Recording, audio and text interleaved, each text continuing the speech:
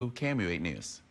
With the midterm election coming up in November, KMU8's Target 18 decided to take a look at campaign finance data for the frontrunners from both parties, Democratic Senator Claire McCaskill and Republican State Attorney General Josh Hawley. KMU8's Carolina Brigago is in the studio to show us how each candidate's pocketbook is looking so far. Emily, the fundraising numbers for the first quarter of the Senate elections show a lot where and from whom candidates are getting their financial support. And talking to a MU professor, I found that money matters when it comes to campaign success. I compared the numbers, and here's what I found. Fundraising data can say a lot about how much support a candidate has and where it's coming from. During the first quarter, Josh Hawley's campaign raised more than $1.5 million, and Senator Claire McCaskill's raised more than double, coming at $3.9 million. The incumbent has an advantage. It's usually easier for incumbents to raise as much money as they need, but it's probably more important for the challenger to be able to raise money because the challenger has to, in this case, introduce himself to the voters. It's not complicated. Senator McCaskill has more than 35 years of political experience, including 12 years as a senator. Senator McCaskill, she's been in D.C. forever.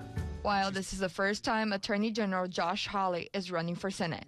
So Josh is introducing himself to Missourians and his vision for what he wants to do in the Senate. According to data from the Federal Election Commission, 94% of Hawley's donors identified themselves as individuals, compared to 59% of McCaskill's donors. Also, Hawley's biggest donor is a Republican PAC called Club for Growth PAC, and most of McCaskill's donations were filtered through a Democratic fundraising platform called ActBlue.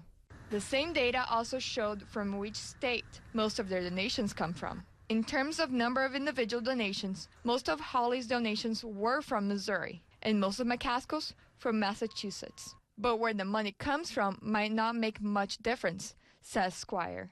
It probably doesn't matter a great deal. It comes up in every campaign. Something that the candidate who raises less money from outside the state will make an issue of it.